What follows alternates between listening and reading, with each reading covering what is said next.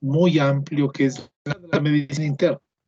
Entonces, vamos a tratar de concretar algunos elementos que son fundamentales, que son claves en el manejo de esta enfermedad, como son el diagnóstico precoz y el tratamiento básico de estas personas, pero el manejo preventivo y el manejo de la prevención primaria, que van a ser fundamentales en el manejo desde una visión del médico de atención primaria de salud, que pronto van a ser ustedes. Entonces, habíamos quedado en hacer un seminario con 3 grupos y les doy la palabra, luego de tomarles lista, les doy la palabra para que ustedes inicien. Arequipa Edison. Presente, Doc.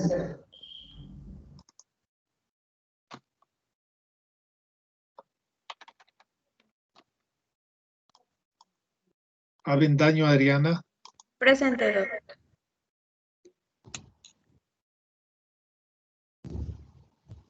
Casco Lisbeth. Presente, Doc. Domínguez Carla. Presente, Doc. Dueña Rosalía. Presente, Doc.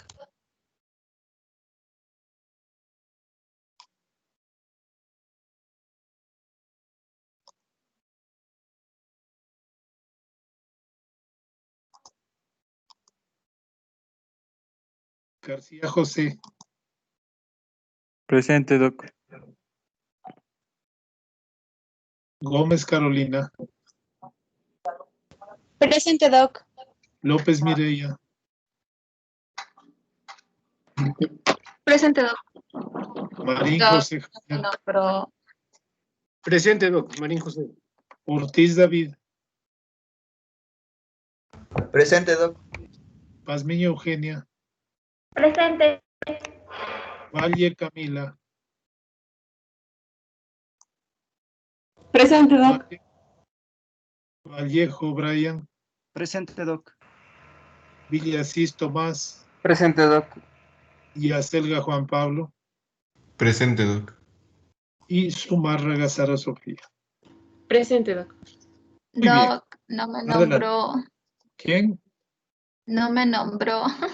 ¿Quién es? Dígame. Gómez Jessica. Gómez Morocho Jessica. Sí, sí le nombré. Está bien. Sí, sí está. Ah, Sí ya, está Doc. con asistencia. Ya, Listo, gracias. chicos. Entonces, adelante, les doy la palabra.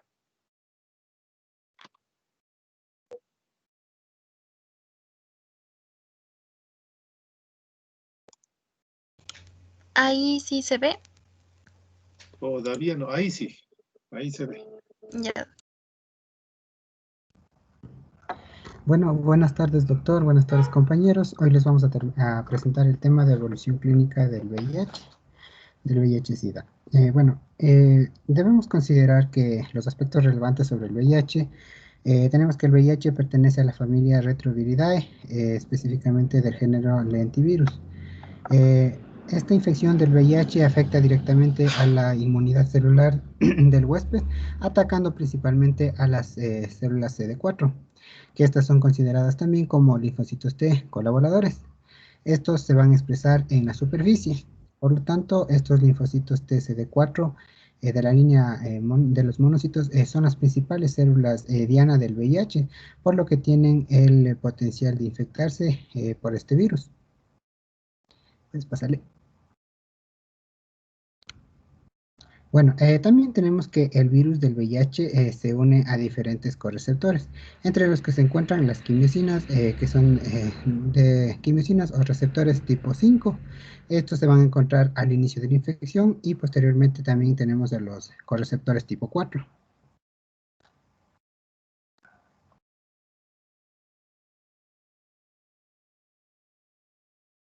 Bueno, hablando de esto, tenemos que eventualmente la respuesta inmune va a ser incapaz de detectar ciertos antígenos y de contener microorganismos que en situaciones normales van a conformar parte de la microbiota normal del huésped.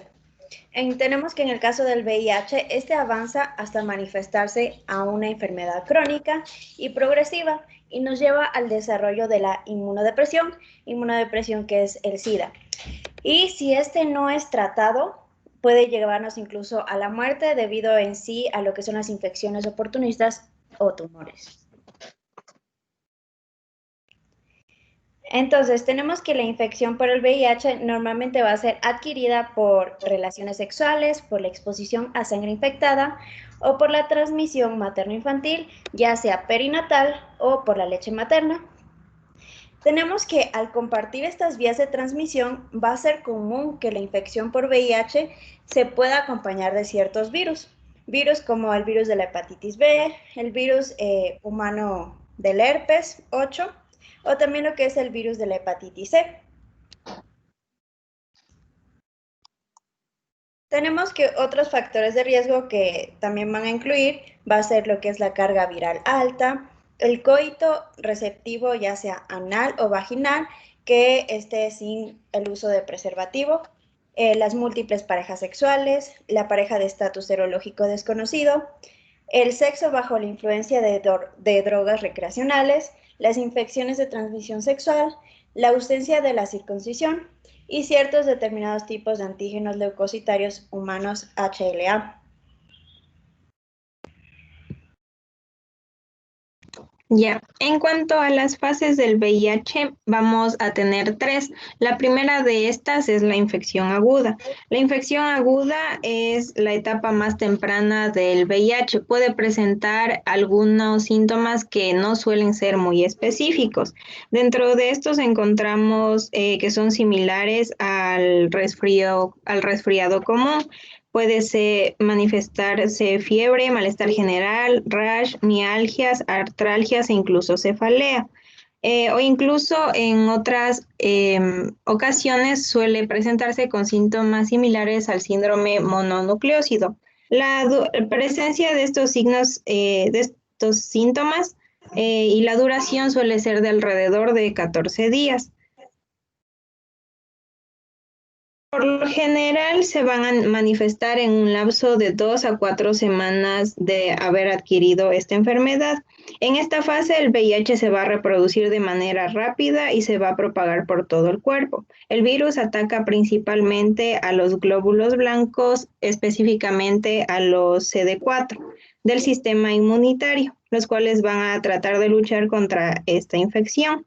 Durante esta primera fase aguda, la concentración de este virus en la sangre suele ser muy alta, lo cual aumenta considerablemente el riesgo de la transmisión y una persona puede experimentar beneficios para la salud importantes si se empieza el tratamiento antirretroviral durante esta primera fase.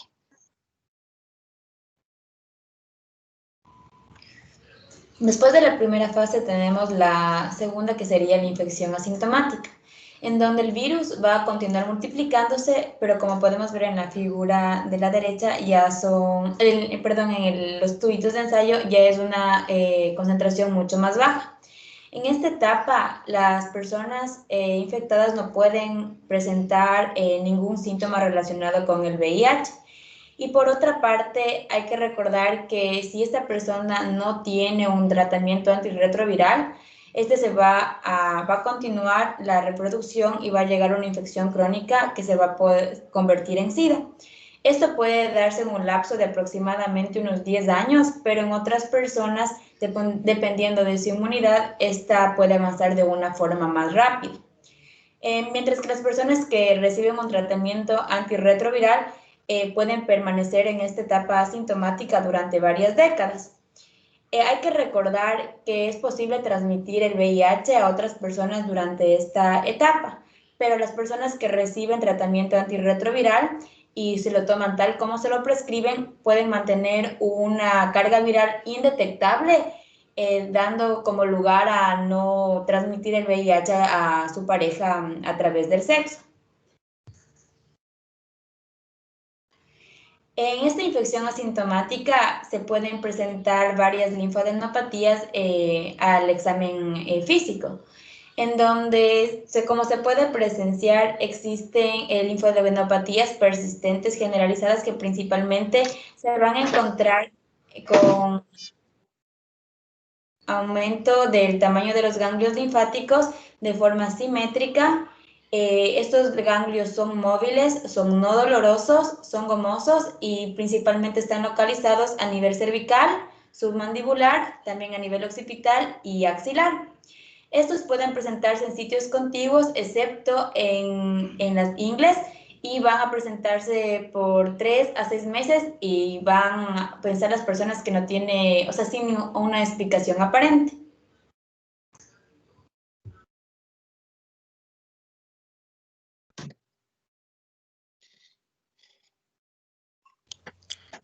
Ya, en lo que es la última fase, que es la fase SIDA o sintomática, bueno, esta va a ser la fase final y va a ser la más grave por esta infección de VIH. Aquí el sistema inmunitario ya va a estar destruido y por eso el cuerpo no puede luchar contra infecciones oportunistas o neoplásicas. Así que estas se van a presentar de manera recurrente y severa. Para lo que es el diagnóstico de SIDA, se tiene un recuento de linfocitos CD4 de menos de 200 células por mililitro, o si la persona presenta ciertas infecciones oportunistas. Es importante recalcar que en esta fase la carga viral es muy alta y se puede transmitir el VIH a otras personas de manera muy fácil. Y si no se trata esto, las personas que no tienen tratamiento sobreviven normalmente solo 3 años. La mayoría de las complicaciones en esta fase se dan con una inmunosupresión severa, pero en algunos casos se puede dar incluso con valores mayores de 200 células por mililitro de las CD4.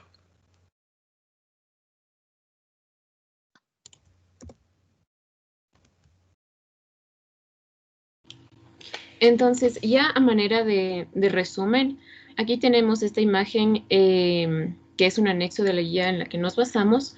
Entonces, da un resumen de la evolución natural de la infección por VIH. La línea azul que ven aquí es sobre el número de linfocitos TCD4 que está en lo que es el cuerpo. Abajo está el tiempo en semanas y después en años. Y después está la línea roja, que es la carga viral que va a tener el paciente. Entonces, le puedes poner en el pico de la línea roja. En el pico de la línea roja va a ser cuando se da el síndrome de infección aguda por VIH. Entonces aquí va a empezar a sentir los signos y síntomas cuando inicia lo que es el síndrome de infección por VIH. También se va a dar lo que es la diseminación del virus y también se va a acentuar el virus en los órganos linfoides.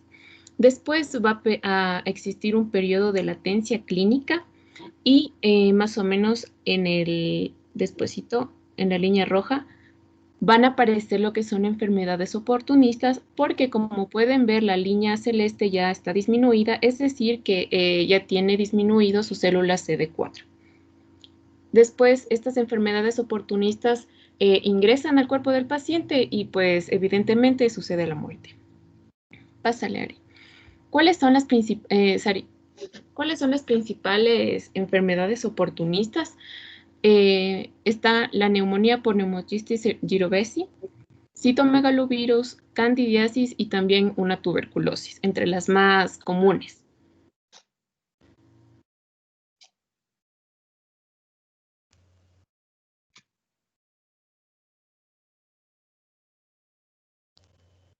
Y esto es a manera de un resumen de todo lo que dijimos, para que quede más o menos claro de qué trata la transmisión, cuándo no se transmite, su sintomatología y sus medidas de prevención.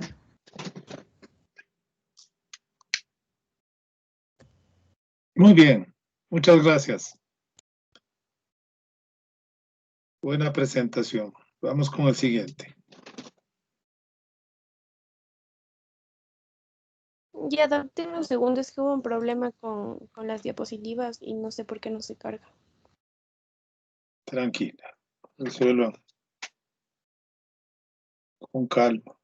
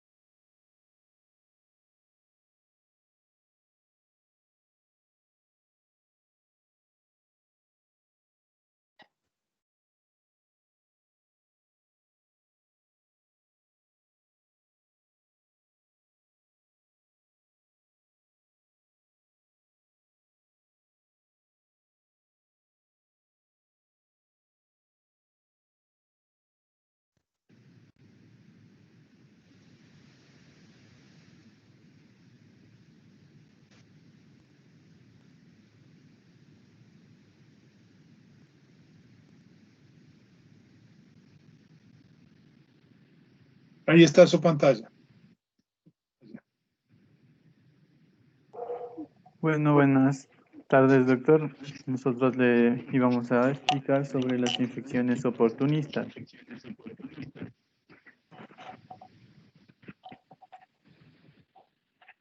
Entonces, relacionadas con el VIH. Cuando el VIH una vez que ha ingresado a nuestro organismo, lo que busca es infectar a las células del sistema inmunitario, especialmente a los glóbulos blancos llamados CD4, que son encargados de protegernos ante virus, infecciones y enfermedades en general. El VIH invade estas células y las utiliza para producir miles de copias de este virus. Y a medida que incrementa el número de estos virus en nuestras células, el sistema inmunitario se va debilitando.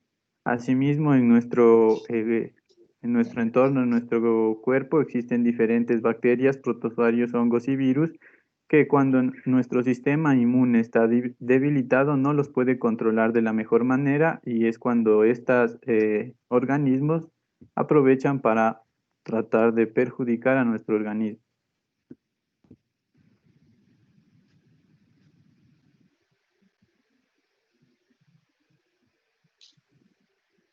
Las enfermedades oportunistas en pacientes con VIH son productos de dos factores principalmente: la falta de defensas del sistema inmunitario a causa del virus y la presencia, como ya les había dicho, de microbios y otros patógenos que se encuentran en el entorno cotidiano. También hay que recalcar que las personas con una infección con VIH con CD4 menor a 200 células, 200 células van a ser más propensas a que sean infectadas.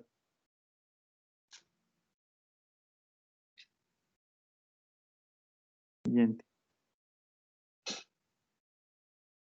Entre las infecciones y enfermedades oportunistas que más encontramos en el mundo tenemos las enfermedades bacterianas como la tuberculosis, causada por el Mycobacterium tuberculosis, las infecciones por el complejo Mycobacterium, neumonía bacteriana, septicemia. En las enfermedades protozoarias tenemos la neumonía por Pneumophilis carini, la toxoplasmosis, criptosporidiosis, isosporidiosis y leishmaniasis. Entre las enfermedades micóticas más frecuentes, candidiasis, criptococosis y penicillicosis.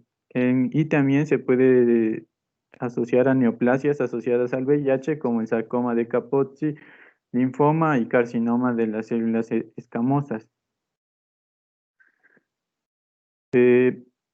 Siguiente.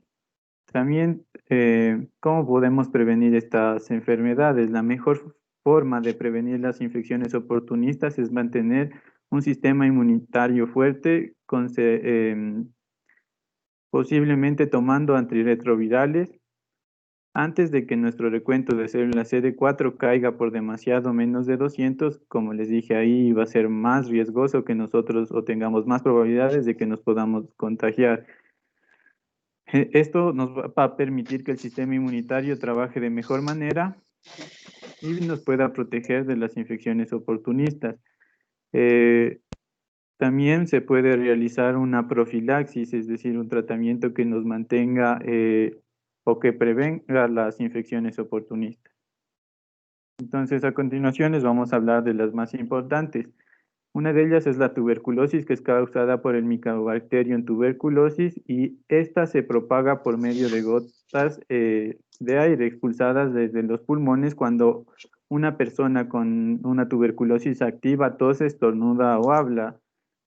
Y las personas que están a su alrededor pueden inhalar estas gotas y pueden adquirir la infección. Esta tuberculosis tiene algunas manifestaciones clínicas y también hay que recordar que no solo va a afectar a los pulmones, sino puede afectar otras partes del cuerpo. Entre las más importantes de signos que presenta son una tos crónica, una tos con sangre, fiebre, dolor de pecho, sudores nocturnos, pérdida de peso y también pérdida del apetito. Para diagnosticar esta tuberculosis es importante hacer una radiografía de tórax, vaciloscopía con muestra de esputo con cultivo o PCR. Para prevenir la infección, lo que hemos venido escuchando mucho últimamente es un buen lavado de manos con agua y jabón frecuente, cubrir la boca o nariz con un pañuelo al toser o estornudar, usar mascarillas cuando se tenga tos y evitar multitudes. También decía que es útil o importante dejar que la luz del sol ingrese a las habitaciones porque puede que los bacilos de la tuberculosis no sobreviven a la luz solar. Igual el pañuelo utilizado debe ser correctamente eliminado en la basura y el personal de salud debe utilizar mascarillas especiales. Para prevenir la enfermedad es importante un diagnóstico precoz y un tratamiento con esquemas terapéuticos adecuados. Y también es importante la vacunación. También otra infección oportunista importante es la hepatitis viral, que en sí es una inflamación del hígado, es causada por los diferentes tipos del virus de la hepatitis, que son A, B, C, D y E. Estos se van a transmitir de algunas formas, A y E por los alimentos y agua contaminados, B a través de algunas de sangre o de líquidos orgánicos. La hepatitis C principalmente por sangre infectada en transfusiones, por ejemplo, y decía que para el virus de la hepatitis B este solo ocurre cuando ya tenemos personas infectadas con la hepatitis B. Esta hepatitis va a tener algunas manifestaciones clínicas que incluyen la febrícula, fatiga, pérdida del apetito, molestia estomacal, vómitos, dolor de estómago, orina oscura, dolor de las articulaciones e ictericia. Decía que en sí estos síntomas pueden o no aparecer en las personas y esto iba a variar. El diagnóstico se lo hace mediante un hepatograma en donde vamos a encontrar un aumento de las aminotransferasas, un examen de serología del virus y medición de tiempo de protrombina. Para la prevención de la infección es muy importante una higiene adecuada. Se recomienda también implementos o barreras de protección porque, como les dije, se puede contagiar por algunos de secreciones o líquidos corporales y es necesario evitar las transfusiones, solo usarlas cuando sea necesario. Para prevenir la enfermedad es importante una inmunoprofilaxis que nos serviría de ayuda para contener esta enfermedad o para prevenir.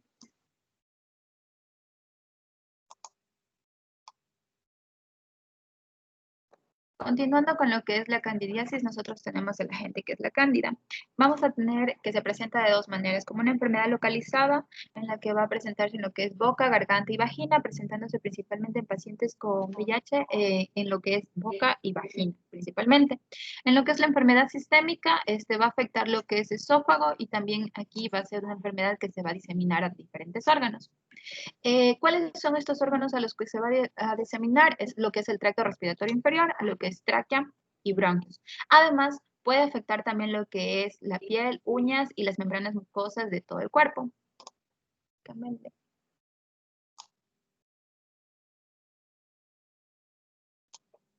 Ya, en lo que son sus manifestaciones clínicas, nosotros vamos a tener que se van a presentar como lesiones indoloras de color blanco cremoso, como placas, lo que van a ser superficiales, como pueden ver en la imagen, pueden presentarse en lo que es en las superficies bucales, en el paladar duro, blando o en lo que es en la mucosa orofaringia. También decía que con menos frecuencia va a presentarse lo que son parches eritematosos sin placas, en lo que es en el paladar superior, anterior o posterior o de manera difusa en la lengua. Va a presentar muchas veces lo que es quilosis angular, como se puede ver también en la imagen, y también nos mencionaba que se puede determinar si hay síntomas sugestivos de enfermedad esofágica. El síntoma principal de candidiasis esofágica va a ser el dolor torácico, acompañado también o no de malestar ardiente retroesternal o dinofagia, y en muchos pacientes puede haber lo que es la vulvovaginitis, que van a presentar lo que es un flujo adherente blanco con ardor y prurito, que puede ir de leve a moderado.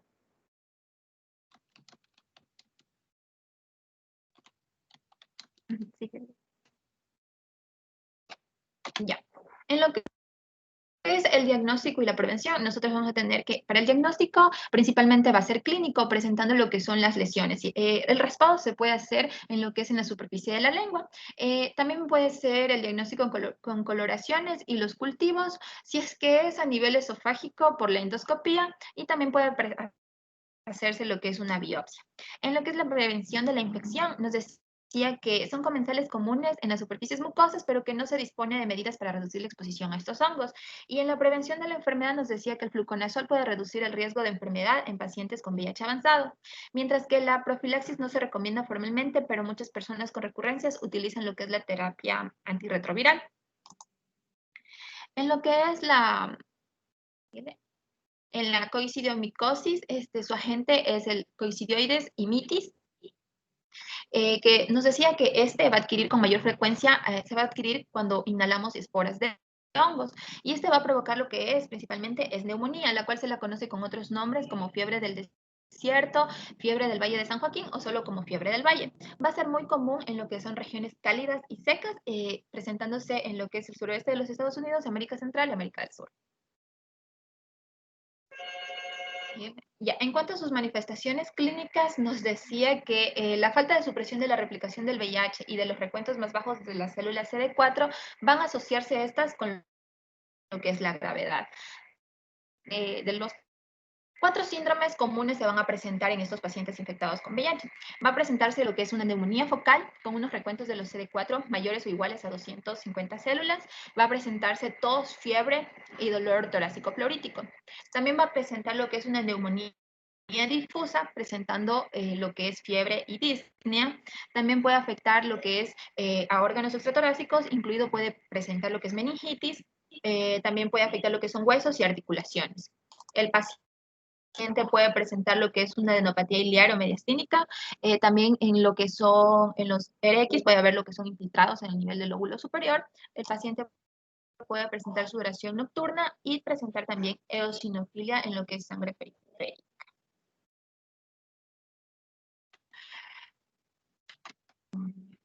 En lo que es el diagnóstico, nosotros vamos a tener lo que son cultivos bacterianos, también puede haber lo que es el perfil de líquido cefalorraquídeo, y también nos mencionaba la serología coicidioidea, que puede dar positiva sin evidencia de alguna infección localizada.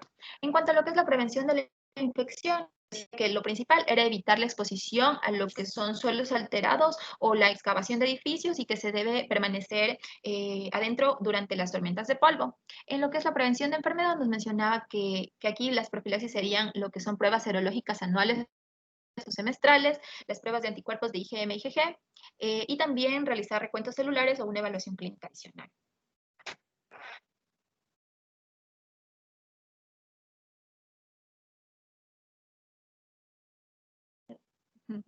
Claro. Ya. En la criptococosis, nosotros tenemos el agente que es el Cryptococcus neoformans, que va a ingresar al cuerpo a través de lo que son los pulmones, y esto puede causar lo que es una neumonía. Se puede extender a lo que era el cerebro e infectar a cualquier parte del cuerpo, principalmente lo que son la piel, los huesos o el tracto urinario. Estos iban a causar lo que es un 5% de mortalidad asociado a pacientes con VIH a nivel mundial, y sin tratamiento nos daba una expectativa de vida menos de un mes de vida. Ya, en lo que son las manifestaciones clínicas, nosotros vamos a presentar que puede ser meningitis subaguda o meningoencefalitis, fiebre, malestar o cefalea. También nos mencionaba que estos síntomas o signos meningios se puede dar por lo general de un cuarto a un tercio de los pacientes, ya presentando lo que es rigidez del cuello y fotofobia. También pueden presentar lo que es encefalopatías, alteraciones de la capacidad mental, infecciones pulmonares aisladas, presentando tos y disnea, y en las radiografías de tórax vamos a presentar lo que son consolidaciones lobulares, infiltrados nodulares, y también puede presentarse como un síndrome de distrés respiratorio agudo.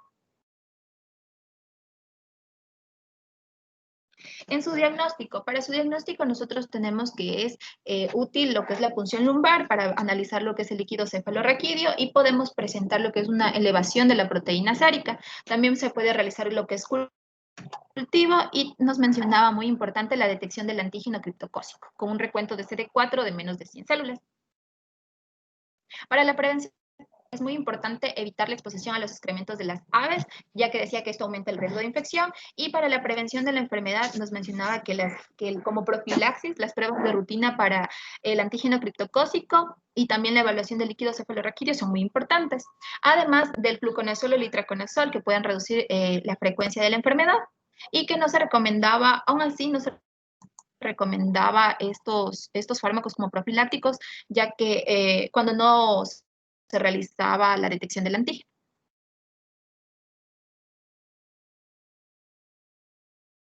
Bueno, yo les voy a hablar sobre la enfermedad por citomegalovirus.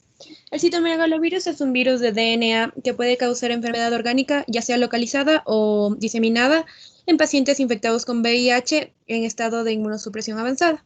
Entonces, se menciona que la forma más frecuente de que se presente es por reactivación o reinfección de una cepa nueva. Entonces, se menciona que el 50% de los adultos tienen una infección latente por citomegalovirus.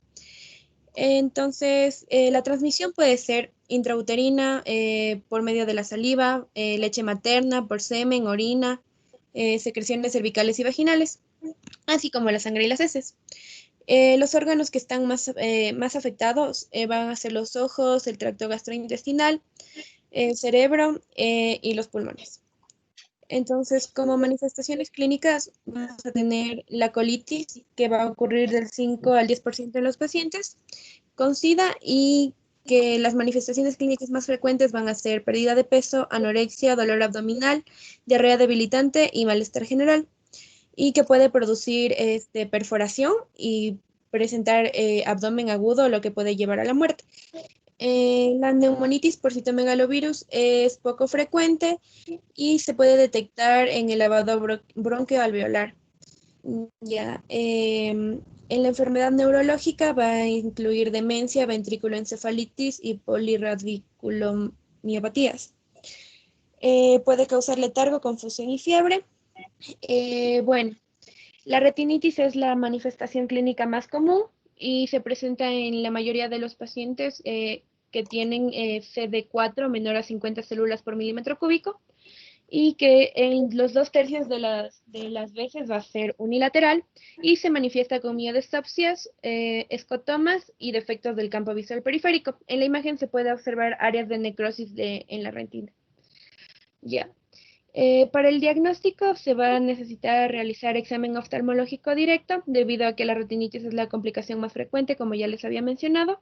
Se puede realizar también biopsia del tejido intestinal por la colitis, que aunque no es muy frecuente, se puede presentar. También se puede diagnosticar con una TAC o con una resonancia magnética. La coloración del esputo para y la RX de tórax para diagnóstico diferencial de otras neumonías. Y la serología para citomegalovirus para determinar si el paciente tiene esta infección en estado latente y que puede ser reactivada por recuentos bajos de CD4.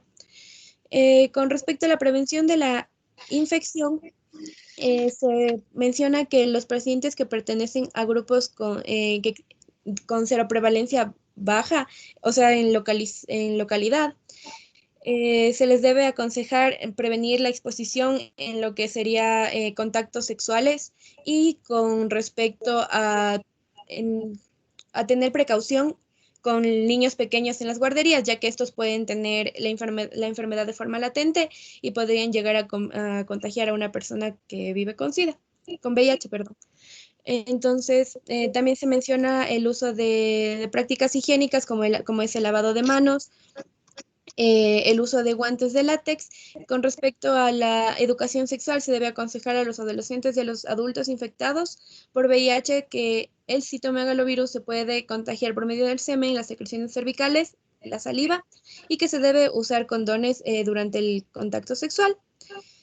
También se menciona que las personas que son seronegativos para citomegalovirus y que requieren transfusiones de sangre deben recibir solo productos celulares con anticuerpos negativos o leucocitos o leucorreducidos. Y para la prevención de la enfermedad se menciona que se debe utilizar terapia antirretroviral para mantener el conteo de CD4 mayor de 100 células por milímetro cúbico, y que se recomienda la identificación temprana y que de seguimiento se puede realizar exámenes oftalmológicos cada 3 a 4 meses, sobre todo en pacientes que tengan CD4 menor de 50 mililitros.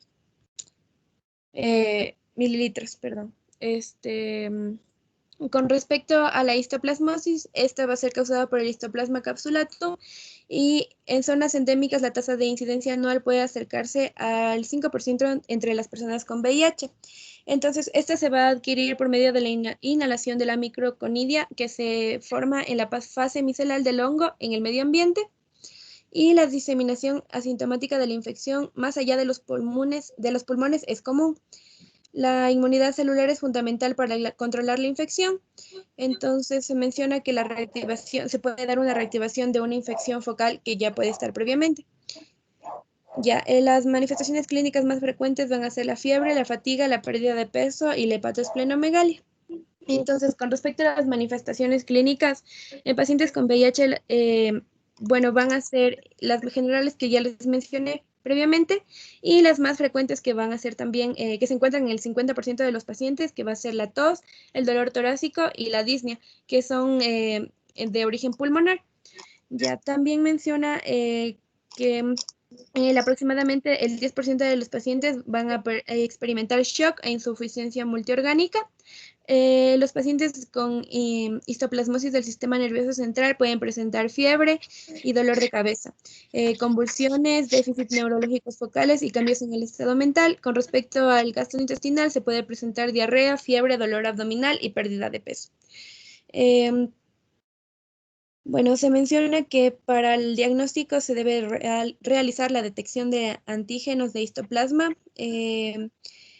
En sangre u orina se puede realizar cultivo, serología o microscopía directa. Para la prevención de la exposición, se menciona que las personas que viven con VIH o visitan zonas en las que la histoplasmosis es endémica, estas no pueden evitar completamente la exposición, pero las personas que tienen CD4 menor de 150 células deben evitar las actividades asociadas con mayor riesgo de contagio, que estas actividades serían la creación de polvo cuando se trabaja en suelo superficial, limpieza de gallineros, áreas contaminadas con excrementos de aves o murciélagos, exploración de cuevas o demolición de edificios antiguos. Con respecto a la prevención de la enfermedad, se ha mencionado que la profilaxis con nitroconazol a dosis de 200 miligramos diarios en pacientes con recuentos de CD4 menor de 150 células que están en alto riesgo debido a exposición ocupacional. Y con respecto al herpes simple, menciona que es causada por el herpes simplex virus. Va a presentar vesículas alrededor de la boca y de los genitales, y se va a presentar cuando el conteo de CD4 es menor de 100 células, y se puede manifestar como queratitis, encefalitis y retinitis. El diagnóstico se va a realizar por PCR, y la prevención de la infección se va a recomendar el uso del condón, la prueba a la pareja y el tratamiento con aciclovir de la pareja que no tenga VIH, y la prevención de la enfermedad no se recomienda profilaxis y tampoco existe vacuna.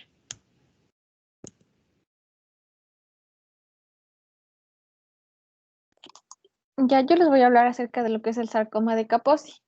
Este va a ser un cáncer que también es conocido como KS o SK, que va a ser causado por un virus llamado herpes virus del sarcoma de Kaposi, o también virus del herpes humano número 8. Este sarcoma de Kaposi hace que los vasos sanguíneos pequeños, o sea, los capilares, crezcan de manera anormal. Debido a que estos capilares se encuentran en todo el cuerpo, este sarcoma de Kaposi puede ocurrir en cualquier lugar. También aparece con manchas firmes de color rosa o púrpura, como las que ven en la foto, que están ahí en la piel. Estas pueden elevarse o también aplanarse. Y tanto como el sarcoma de Kaposi puede poner el peligro de la vida de los pacientes, porque va a afectar a todos los órganos que se encuentran internos del cuerpo, como son los pulmones, los ganglios linfáticos y también los intestinos, como pueden ver ahí. Cámbiale, por favor.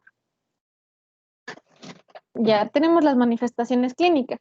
Estas van a ser pérdida de peso, anemia, fiebre, dolor abdominal, melenas, diarrea. Van a aparecer unos puntos que son de color violáceos y van a ser indoloros en las piernas, en los pies o también en el rostro. También tenemos otra manifestación que es muy común, que van a aparecer lesiones en la zona genital, la boca y también en los ganglios linfáticos. Cámbiale, por favor.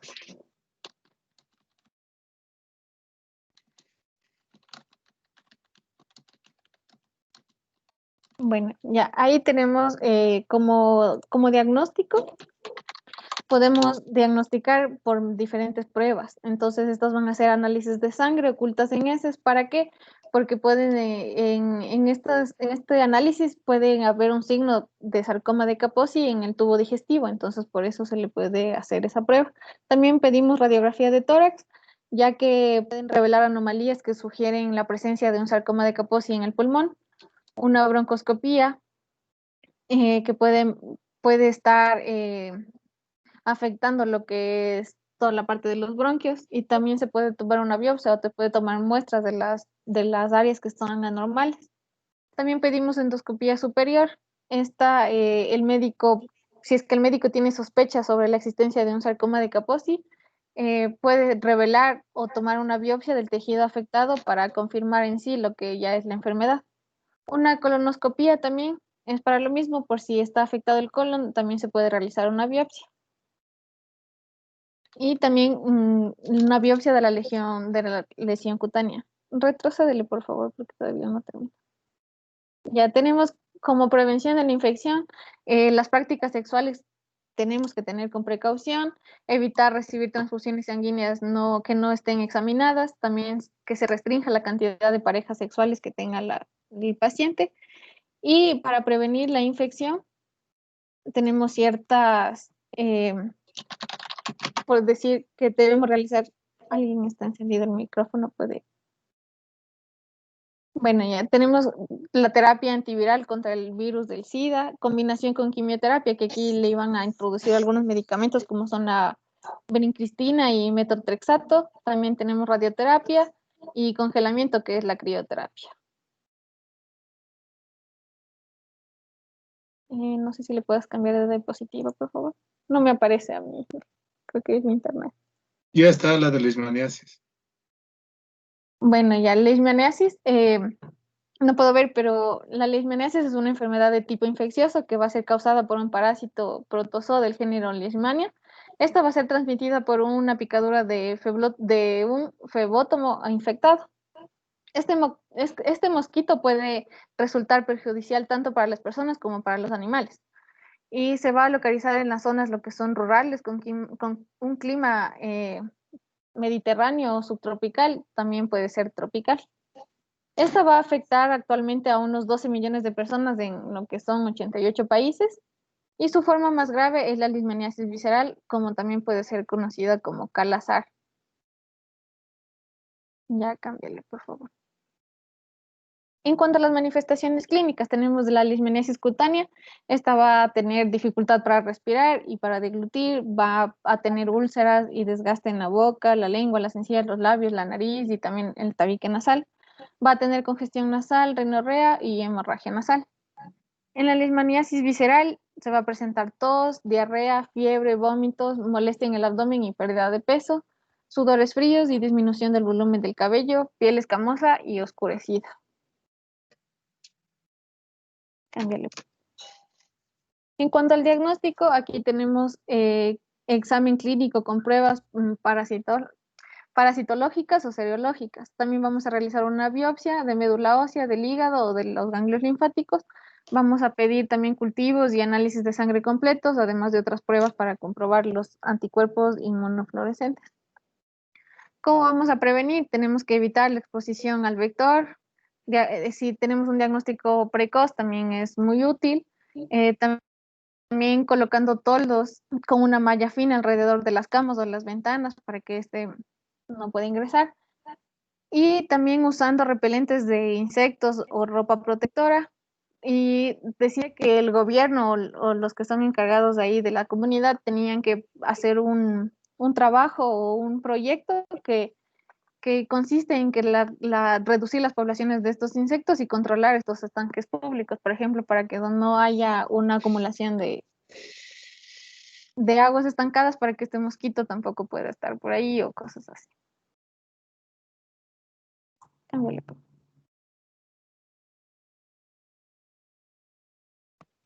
A continuación vamos a hablar de las enfermedades por el complejo Mycobacterium avium. ¿Ya? Esta enfermedad es causada por un microorganismo, bueno, por un grupo de microorganismos entre los que destacan el Mycobacterium avium y otras especies en las que también destacamos el Mycobacterium intracelulare. ¿Ya? Entonces, este tipo de bacterias se encuentran en el agua potable, en la suciedad o en el polvo doméstico, o sea, son patógenos que se encuentran en el ambiente, el cual nosotros adquirimos a lo largo de nuestra vida. Ya, en personas normales o personas con la inmunidad, mejor dicho, intacta, que no tienen afecciones, este tipo de patógenos no causan ningún tipo de enfermedad, pero en cambio en personas con bajas defensas, como sería en el caso de el VIH, este tipo de enfermedades causan lesiones las cuales se van a manifestar a nivel pulmonar, a nivel intestinal, y también se habla que va a causar diseminación causando afecciones multiorgánicas. Ya, las principales manifestaciones clínicas que vamos a encontrar en personas a las cuales afecta este tipo de patógeno van a ser la fiebre, sudores nocturnos, adelgazamiento, dolor abdominal, fatiga y diarrea. También nosotros al momento en el que nosotros queramos realizar un diagnóstico, vamos a observar diversas alteraciones. Por ejemplo, aquí tenemos una tomografía computarizada a nivel pulmonar, en el que en el lado izquierdo podemos observar, en el lado izquierdo, no sé si ven en la mitad, que se observan como un hueco, ¿ya? Entonces, ese hueco o sea, esa cavidad es causada por este complejo de Mycobacterium, el cual se va comiendo el pulmón y va causando que los pacientes inmunodeprimidos presenten signos y síntomas. Pásale, por favor. Ya, para el diagnóstico de la enfermedad, lo importante de aquí es que nosotros veamos la clínica, veamos el conjunto de signos y síntomas, perdón, conjunto de signos y síntomas, y nosotros a la hora de pensar en el posible diagnóstico de Mycobacterium, lo que vamos a hacer es un cultivo de sangre, también vamos a hacer un cultivo a nivel ganglionar, también de la médula ósea, o de tejidos estériles y fluidos corporales. Entonces, lo que nosotros vamos a detectar en la serología es inmunocomplejos contra el virus, perdón, lo que vamos a detectar es pruebas serológicas positivas para el virus, y de esta manera nosotros vamos a poder realizar un diagnóstico. Para la prevención de esta enfermedad, lo principal que se habla es que nosotros tenemos que hacer descontaminación de alimentos, tratar las fuentes de infección como sería el agua, limpiezas de superficie. También en pacientes inmunodeprimidos hay que tener mucho cuidado. En el caso de presentar síntomas de tos, también se hablaba de que tienen que usar mascarilla, tienen que hacer constante lavado de manos. Ya para la prevención, en cambio, o profilaxis de la enfermedad, si encontramos un conteo de linfocitos CD4 de menor de 50 células por milímetro cúbico, nosotros lo que vamos a iniciar es una terapia de quimioprofilaxis con acitromicina y claritromicina. Ya la profilaxis primaria no nos proporciona, o sea, si un paciente está utilizando una terapia con antirretrovirales y esta es efectiva, entonces la profilaxis primaria no nos proporciona beneficio ninguno, puesto que el paciente, por así decirlo, tiene las defensas controladas. Entonces, por ende, este complejo de Mycobacterium no lo va a poder atacar. Pásale, por favor.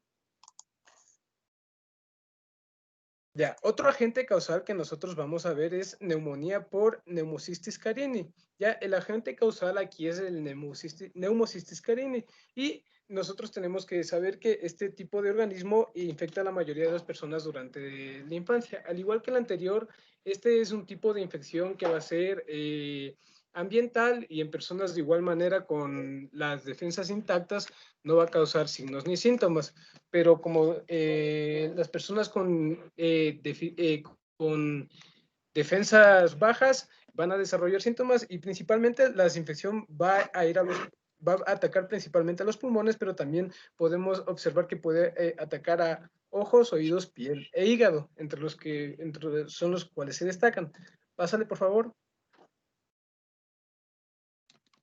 Ya, entre la clínica o signos y síntomas, nosotros lo que vamos a ver es que los pacientes se presentan con tos seca, tienen dificultad para respirar, tienen fiebre, fatiga y pérdida de peso. Entonces, igual nos vamos a apoyar en otros exámenes, como los exámenes de imagen, en el que podemos ver que a nivel, en esa placa se observan infiltrados. Entonces, de esta manera nosotros nos vamos a poder guiar un poco de mejor manera al diagnóstico de enfermedad por este tipo de agente. Pásale, por favor. Ya, entonces, para hacer un diagnóstico aparte de la clínica y los exámenes de imagen, nosotros también vamos a hacer detección de este tipo de agente en el esputo o en fluidos pulmonares, los cuales van a ser extraídos por broncoscopía. Otra cosa que también se hablaba ante la sospecha es que nosotros vamos a poder hacer resección quirúrgica de una pequeña porción del pulmón para poder hacer un examen histopatológico para así determinar qué tan dañado está el tejido y de igual manera si este es el agente causal que está causando dicho daño. Para la prevención de la infección, de igual manera, es muy importante el lavado de manos constante, el uso de mascarillas cuando los síntomas de tos aparecen, también cubrirse al toser y estornudar, también mantener cierto tipo de distanciamiento con las personas, puesto que esta enfermedad ya nos está atacando. Y en cuanto con la profilaxis, o sea, la prevención profiláctica de la enfermedad, cuando la persona tiene menos de 200 células por milímetro cúbico, decía, nosotros vamos a dar una terapia con dapsona y pentamidina en aerosol. En cambio, cuando las personas muestran linfocitos TCD4 menor de 100 células por milímetro cúbico, nosotros lo que vamos a dar básicamente es pentamidina, solo la pentamidina en aerosol, que se ha demostrado ser más efectiva. En cuanto a la toxoplasmosis, este es otro agente causal que puede afectar a personas inmunodeficientes. El principal agente o el agente causal va a ser el Toxoplasma gondii. Ya, nosotros tenemos que conocer que el reservorio para este tipo de parásitos se encuentra en gatos, roedores, pájaros y cerdos, en los animales. Entonces, básicamente lo que aquí pasa es que los... Perdón un segundito, doctor. Permítame un segundito. Sí.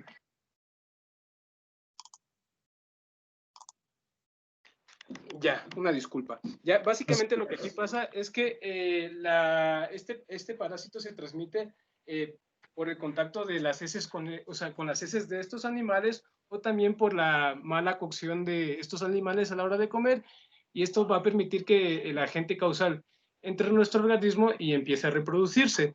Ya, la infección va a encontrarse principalmente en pulmones, retina, corazón, páncreas, hígado y cerebro. O sea, esos son los principales órganos a los que afecta. Pásale, por favor. Ya, las manifestaciones clínicas, una de las más comunes que vamos a encontrar va a ser la encefalitis. También como manifestaciones neurológicas vamos a encontrar confusión, debilidad motora, fiebre, y es muy común encontrar retinitis. Entonces, en la placa de arriba podemos encontrar una placa de cerebro en la que esas manchitas blancas que podemos observar ahí en el tejido van a ser causadas por el toxoplasma.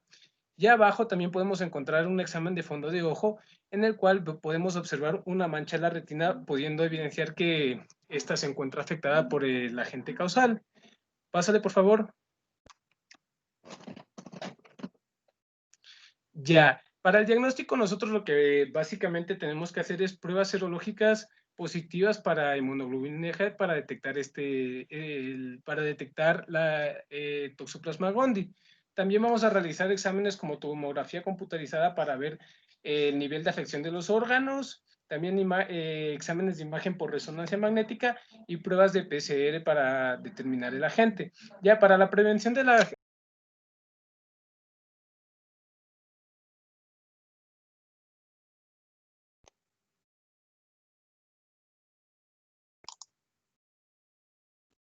Creo que tuvo problemas, Doc. Bueno, para la prevención de la enfermedad se recomienda... Ya, perdón, se me apagó el micrófono. Ya, entonces, para la prevención de la infección, lo que nosotros tenemos que, para evitar el contagio, tenemos que, a la hora de consumir alimentos, tienen que estar estos bien cocidos, o también tenemos que evitar comer alimentos que son, o sea, que se consumen básicamente crudos, o sea, por ejemplo, alimentos que se se los cocina solo, por ejemplo, hay algunos que se cocinan solo con limón y no tienen ningún tipo de cocción. Entonces, en estos casos debemos evitar el consumo de este tipo de alimentos para evitar el contagio con el agente.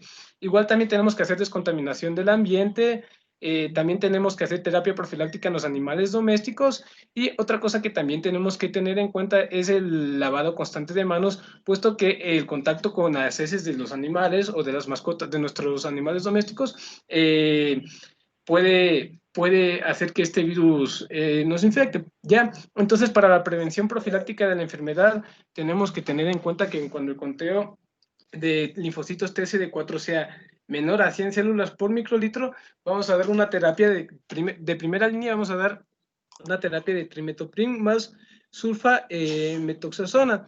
Si esta no funciona, entonces se menciona que otra terapia efectiva y de segunda línea sería la dapsona pirimetamina más el leucovorin.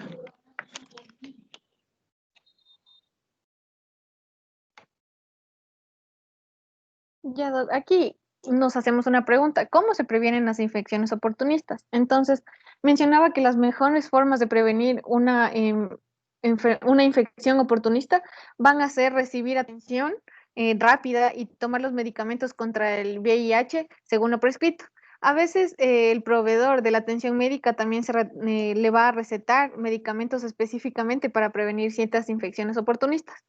Además de tomar medicamentos contra el VIH, para mantener fuerte su sistema inmunológico, existen otras medidas que pueden tomar para la prevención de estas infecciones oportunistas.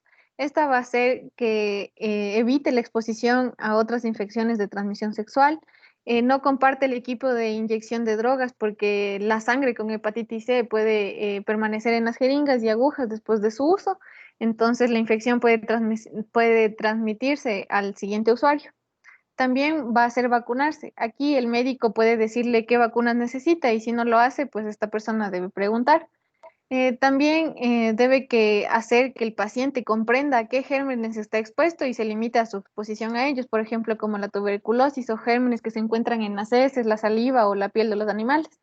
También que no consuma ciertos alimentos, incluidos huevos que estén poco cocidos, leche y queso sin pasteurizar o que estén crudos. También jugos de frutas que no estén pasteurizados o brotes de semillas que también estén crudas. También decía que no beba agua sin tratar, como agua directamente de los lagos o ríos. El agua del grifo también en otros países extranjeros no suele ser tan segura, entonces por eso se recomienda hervirla un poco o que tome de una botella, utilice un agua que esté embotellada, mencionaba. También se dice que se pida a su médico que revise con usted las otras cosas que se hacen en el trabajo, en el hogar y durante las vacaciones para asegurarse que éste no haya estado expuesto a una infección oportunista, ya que como pudieron ver, algunas enfermedades depende también del lugar donde se encuentre. Eso, Doc, muchas gracias. Muy bien. Vamos con la siguiente exposición, ¿verdad? Tenemos una más. Sí, Doc, el tratamiento ya le pongo.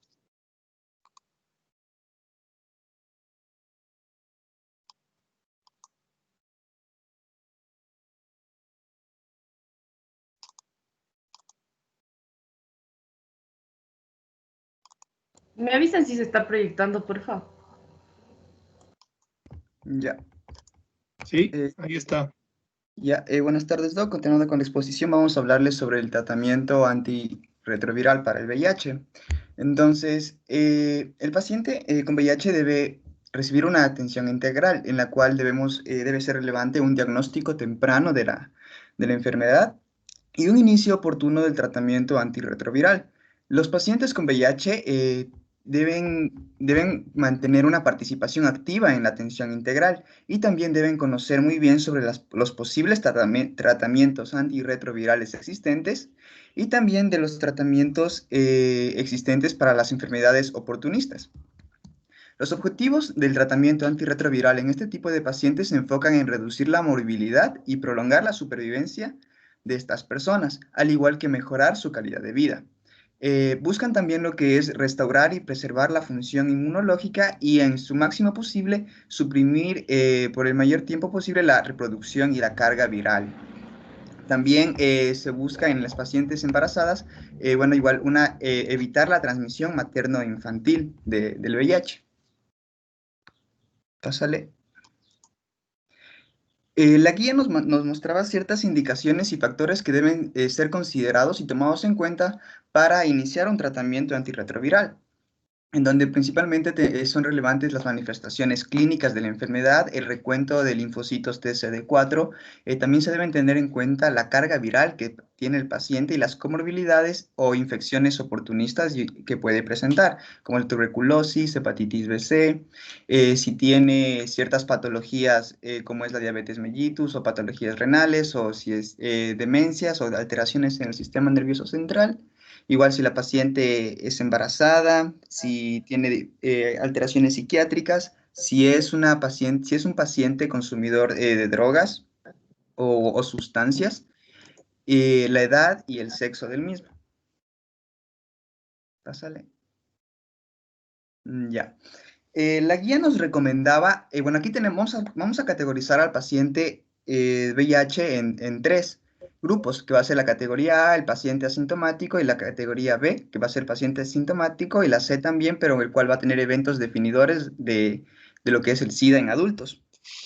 El tratamiento se va a iniciar en todos los pacientes que pertenecen a la categoría B y C, y en los pacientes que pertenecen a la categoría A, es decir, pacientes asintomáticos, el tratamiento antirretroviral se inicia cuando tienen un conteo de células CD4 menor a 500 células por milímetro cúbico. Pásale. Ya, igual, en el caso de que los pacientes tengan antecedentes, síntomas o antecedentes de padecer SIDA, se va a iniciar de manera oportuna y directa lo que es el tratamiento antirretroviral. Igualmente, si su conteo de células CD4 va a estar por debajo de 350 células por milímetro cúbico. En el caso de que las células CD4 sean menor a 500, o menor o iguales a 500, se recomienda un tratamiento, se recomienda iniciar el tratamiento. Y mientras que cuando el paciente se va a iniciar un tratamiento antirretroviral, cuando el paciente tenga más de 500 células CD4 y cumpla con una de las siguientes condiciones, como es cirrosis hepática, una carga viral con más de 100.000 copias, pacientes de edad avanzada, mayores de 55 años o que tienen un alto riesgo cardiovascular, valorado en la escala de Framingham. También si tienen alguna coinfección con ciertas patologías como la hepatitis B, la C, si es una mujer embarazada, si existe una nefropatía asociada al VIH, o si tiene parejas serodiscordantes.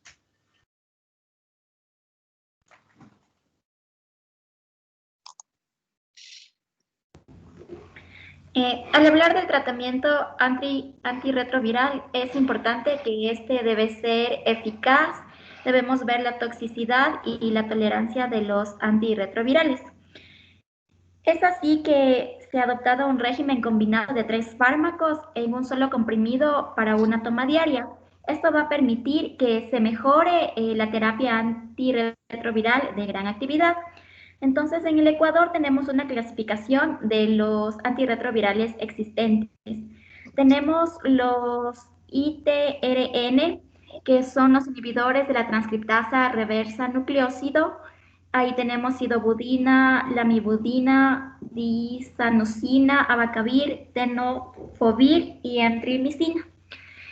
Entre los ITRNN, que son los inhibidores de la transcriptasa reversa no nucleósidos, nos encontramos con el enfavirenz, nevirapina, etravirina.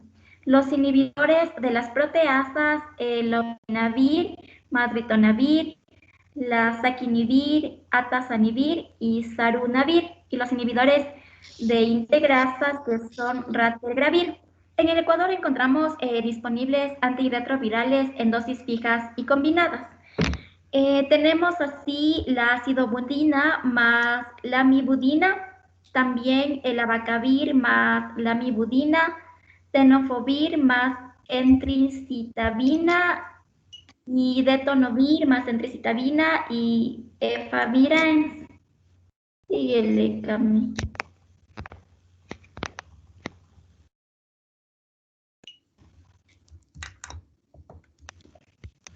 Al hablar de la selección del régimen preferencial, debemos tener en cuenta que estos esquemas deben ser prescritos en unidades de segundo y tercer nivel que cuenten con profesionales capacitados. El tratamiento de elección al momento consiste en una combinación de al menos 3 fármacos de los antes mencionados. Tenemos, estos fármacos incluyen los ITIAN, que son los inhibidores de la transcriptasa reversa, análogos de nucleósidos.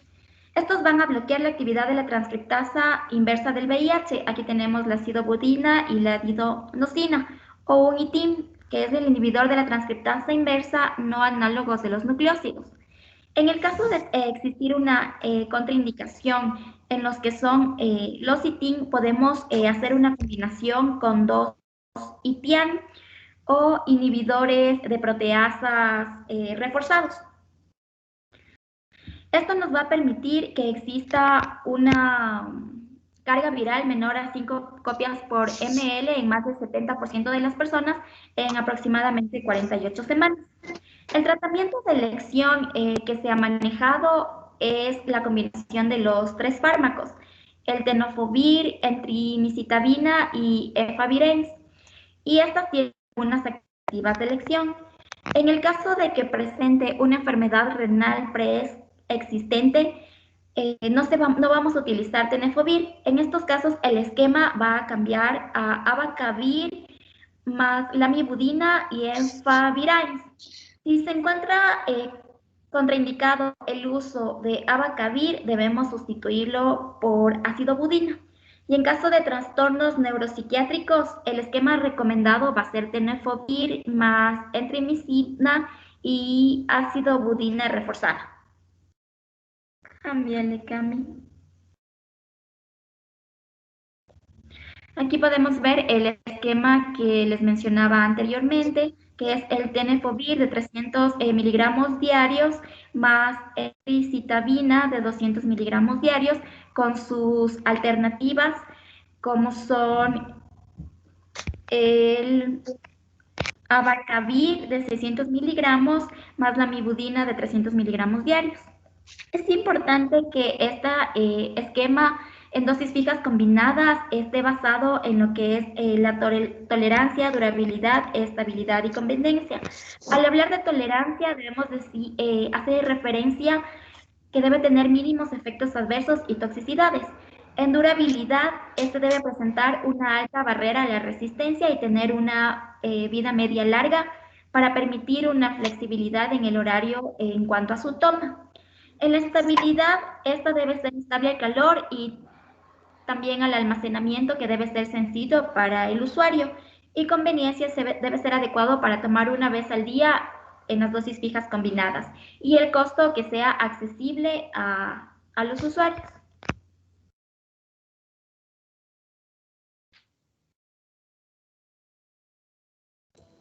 Ya, bueno, respecto a lo que es el fallo terapéutico, primero hay que establecer que una respuesta virológica adecuada es cuando la carga viral va a ser menos de 50 copias por ml después de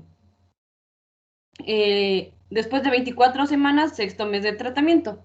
Cualquiera de las siguientes situaciones se va a definir como fracaso virológico. Ya puede ser que la carga viral plasmática detectable a las 24 semanas de iniciada el tratamiento antirretroviral en situación de máxima adherencia, o si tras alcanzar una carga viral plasmática indetectable, esta se va a volver detectable en 2 determinaciones consecutivas con al menos 4 semanas de intervalo. Y es aquí que se recomienda intervenir con reforzamiento en adherencia antes de repetir la carga viral plasmática. Es así que la falla terapéutica por lo general se va a determinar como una carga viral entre 200 a 1000 copias por ml. Ya, es importante tener en cuenta que tras un proceso viral interrecurrente o después de una vacunación, ya sea después de una vacuna antigripal o frente a la hepatitis B, puede existir rebrotes transitorios de la carga viral plasmática. Por lo tanto, en estas situaciones se va a recomendar un nuevo análisis después de 4 semanas. Y además que es importante enfatizar la adherencia al tratamiento, asegurar medicamentos, o sea, sí, asegurar que el paciente tenga los medicamentos y repetir la carga viral plasmática después de 4 semanas de haber tenido una buena adherencia al tratamiento. Ya. Es importante recalcar esto de los blips, que por lo general son valores aislados de carga viral plasmática que se encuentran cerca del umbral de detección en pacientes que han tenido un tratamiento antirretroviral y con una carga viral plasmática suprimida. Esta por lo general son valores que se encuentran en menos de 200 copias por mililitro y estos, si se los encuentra en valores aislados, no existe riesgo, pero si se los encuentra frecuentemente hay que evaluar la potencia del tratamiento antirretroviral y si existe la adherencia respectiva al tratamiento. Es así que tenemos varios regímenes recomendados. En este caso tenemos esquemas de segunda línea según los esquemas preferenciales y aquí lo que se realiza es el TDF, es decir, el tenofovir, tenofovir, la emtricitabina y la efavirenz se cambia por una acitromicina más más un TC y un ATB sobre es igual que un ABC 3TC más un EFIT, un efavirenz se va a cambiar igual por acitromicina, 3TC y un atazanavir reforzado. Bueno, esto es en general. De ahí tenemos pautas generales sobre el cambio del tratamiento antirretroviral ante el fallo terapéutico. Aquí por lo general se dan, si el régimen previo fue de 2 análogos nucleósidos más 1 no nucleósido, se van a dar 2 distintos al análogo nucleósido más un inhibidor de proteasa reforzado. La otra es 2 análogos nucleósidos, 2 análogos nucleósidos más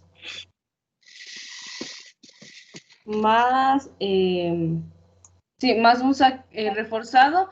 Este se va a cambiar por 2 distintos análogos nucleósidos más un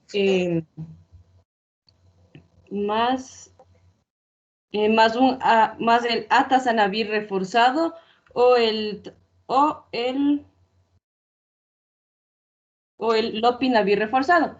Y la otra es si el régimen previo fue de 2 análogos nucleósidos más el lopinavir reforzado, cambiar a 2 distintos análogos nucleósidos más el darunavir reforzado. Ya, es importante aquí las recomendaciones, es que primero se debe buscar conseguir una concentración, una carga viral plasmática indetectable, es decir, menos de 50 copias por ml en cualquier tratamiento de rescate. Que el nuevo tratamiento antirretroviral debe contener 3 fármacos antirretrovirales totalmente activos. Si no es posible diseñar un tratamiento antirretroviral de rescate con estos 3 fármacos, la combinación de 2 plenamente activos y otro que conserva en cierta actividad puede resultar eficaz. El cambio del tratamiento antirretroviral por fracaso virológico debe efectuarse de modo precoz para evitar la acumulación de mutaciones y facilitar la respuesta al nuevo tratamiento. Además, en la elección del nuevo target se debe analizar las causas que motivaron el fracaso. Ya puede ser la adherencia o interacciones medicamentosas, la historia farmacológica, toxicidades que hayan presentado o mutaciones de resistencias previas. Además, se deben evitar los análogos de la timidina, especialmente el D4T, y si existen otras alternativas en cualquiera de las líneas del tratamiento de rescate, y no se deben realizar interrupciones estructurales del target en situaciones de fracaso con el objetivo de aumentar la eficacia del tratamiento de rescate. Ok, ahora vamos a comenzar con el manejo del paciente con fallas de más de un esquema. En esto tenemos que tener en cuenta que vamos a utilizar una targa que se denomina terapia de rescate avanzado, entre la cual va a estar constituida por los inhibidores de la transcriptasa inversa análoga de nucleósidos, ITIAM, los inhibidores de transcriptasa reversa no nucleósidos, ITIN, y los IP, inhibidores de las proteasas. Es indispensable un estudio genotípico anticipado antes de continuar con esta targa, ¿sí? En el cual vamos a identificar los antirretrovirales que se encuentran activos y además nos va a dar una información sobre las copias sobre mililitros de este, en el cual vamos a utilizar superiores a 1000 copias sobre mililitro para cambiar a la targa de rescate. Ya, ok, lo principal que tenemos que tener en cuenta es que este manejo se va a dar siempre en unidades de tercer nivel, ya que va a estar analizado por un comité de resistencia interinstitucional. Síguele, por favor.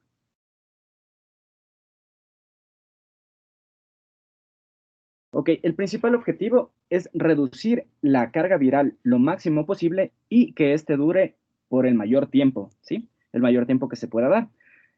Además de esto, vamos a revisar los antecedentes de la resistencia y toxicidad previas a los antirretrovirales ya utilizados en nuestro paciente.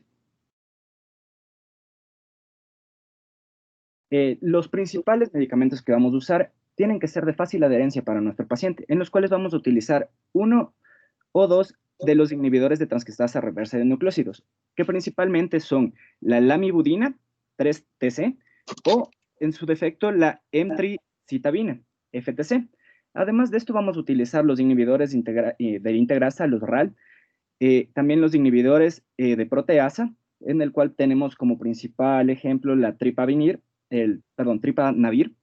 y también tenemos los inhibidores de la transcriptasa reversa no nucleósidos, en los cuales vamos a utilizar para evitar la mutación de lo que es del gen M184B, vamos a utilizar lo que son el tenofovir y el cidobudina, ¿sí? Y también tenemos los inhibidores de CCR5. Ok, como recomendaciones en esta targa de rescate, vamos a tener que el paciente con fracaso virológico avanzado se debe realizar un estudio de resistencia y pruebas de tropismo. Las pruebas de resistencia deben realizarse mientras el paciente se encuentra aún medicado con los fármacos fallidos. Si disponemos de test genotípicos previos, se debe tener en cuenta el conjunto de mutaciones detectadas en el paciente. La DRBR, que es la inhibidora de proteasa, de elección en el fracaso avanzado, este es de elección, y vamos a tener una dosificación de 600 a 100 miligramos BID o de 800 a 100 miligramos QD, esto dependiendo de las mutaciones del virus. No se recomienda suspender indefinidamente o definidamente la targa del paciente, siempre tiene que estar medicado.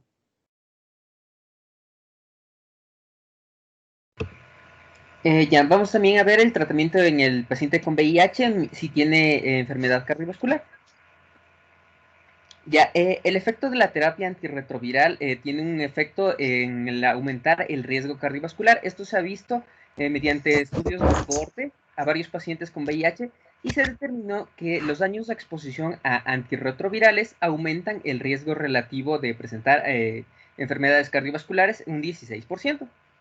Esto en sí va a estar relacionado con los factores modificables y no modificables que traen las enfermedades cardiovasculares, como son los no modificables, el sexo, la edad, la historia familiar, un accidente, una enfermedad cardiovascular previa o la menopausia precoz, y los modificables como son la hipertensión, la diabetes, el tabaquismo, la dislipidemia, y también sobre todo la carga viral, que esté el conteo de CD4 que esté menor a 200.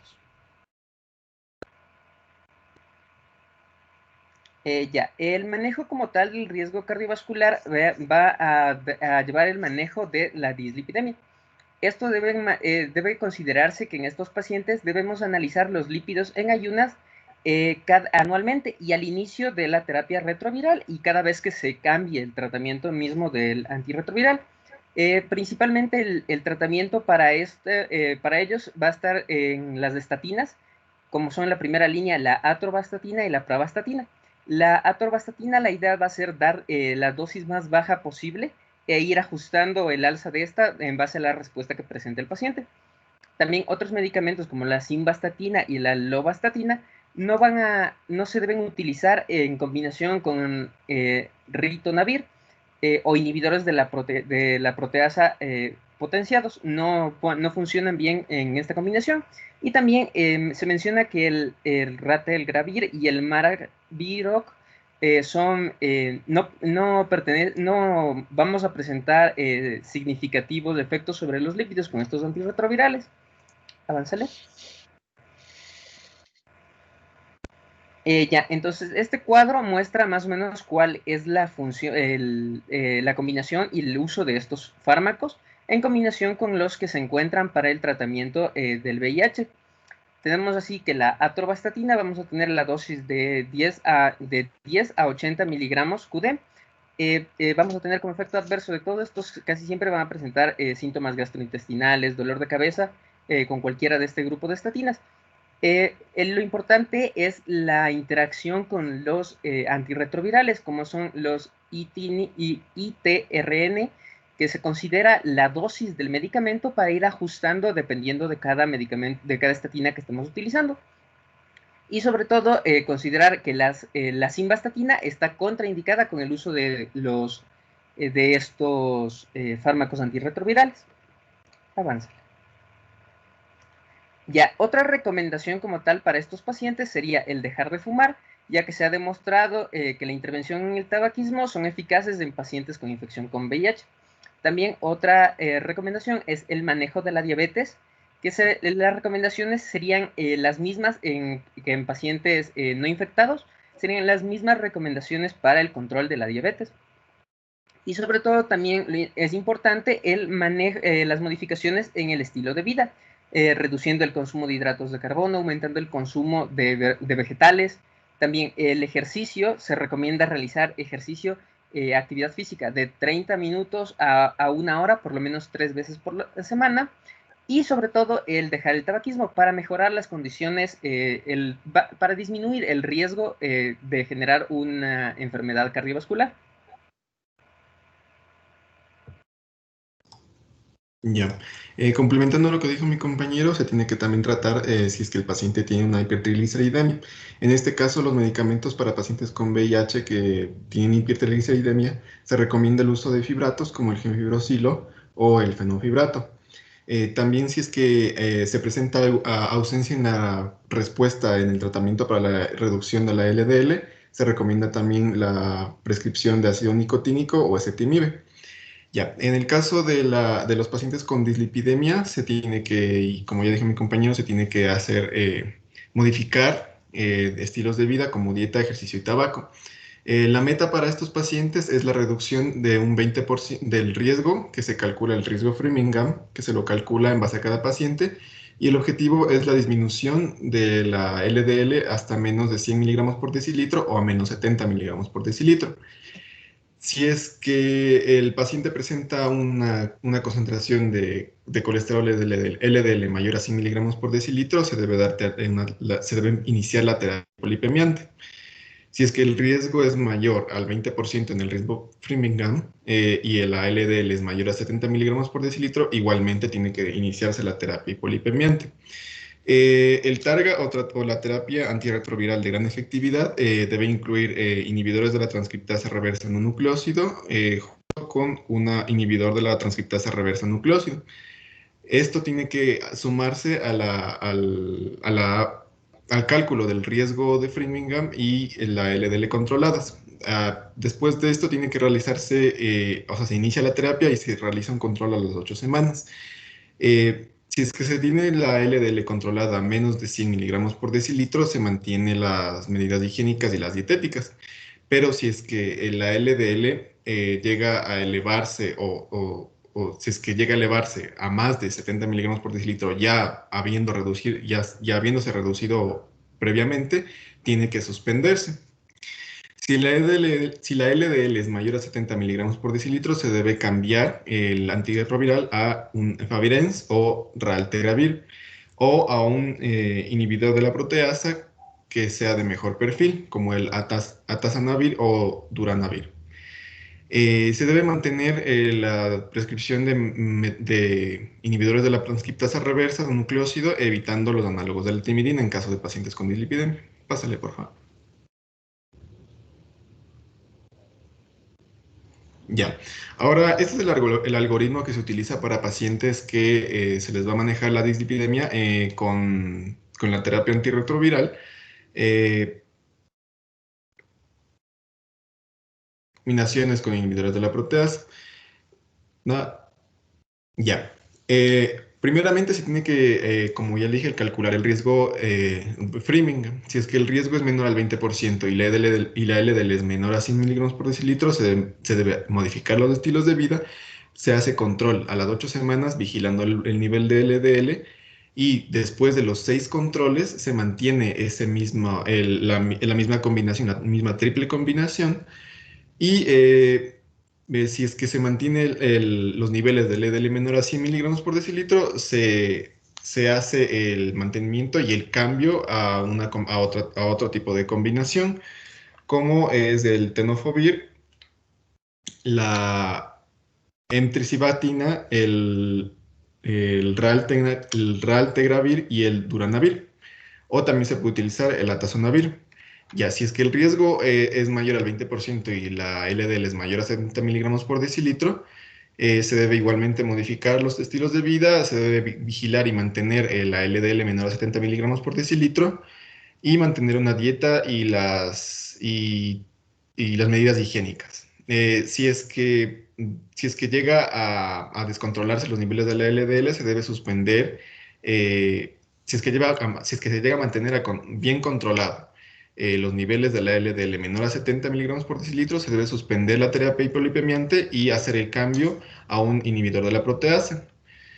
De un inhibidor de la proteasa al efavirenz. Entonces, igualmente aquí se realiza el control, 6 controles y el objetivo clave es mantener en cualquier paciente con VIH la LDL menor a 70 miligramos por decilitro hasta los 100 miligramos por decilitro.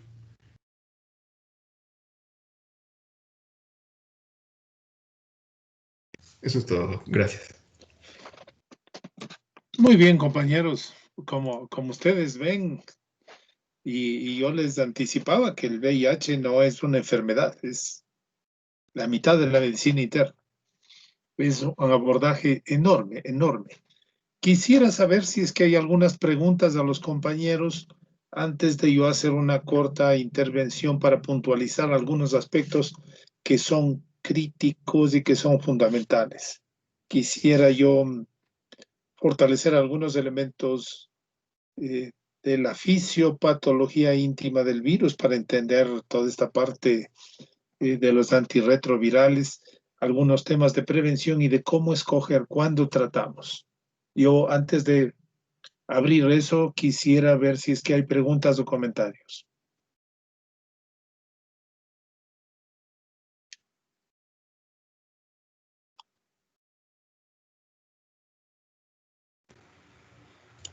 Doc, yo tengo una pregunta. Mande usted, Rosalía. ¿Qué tan, o sea, como que seguro es que cuando ya tienen la carga indetectable no puedan transmitir el virus a pesar de no usar preservativo? Se considera que es menos riesgoso, pero seguro no se considera. Ese es un elemento fundamental. Desde mi punto de vista, si yo tengo un paciente que esté en esas condiciones, le sigo recomendando que use medicamento, que use preservativo. Todavía no hay evidencia suficiente para saber que aunque la carga sea tan baja, no vaya a transmitir la enfermedad. Cierto que se necesita una carga viral más o menos significativa, pero aunque estuviera en esas condiciones de precuración, como se ha denominado en algunos temas, mi posición sería siga manteniendo su cuidado, el uso de preservativo por siempre. Gracias, Doc. Con mucho gusto. Doc, Bien, pregunta. mande usted. Mande. Aquí en el país, Doc, ¿cuál es el porcentaje de que se dé fallo terapéutico? ¿Que se dé falla terapéutica? Ajá, aquí en el país. Uno de los problemas que hay en el Ecuador, no sé el porcentaje, exactamente no sé cuánto es el porcentaje, pero si una de las cosas que vimos en este tema, se habrán fijado que el tratamiento es muy complicado. El tratamiento es muy complicado.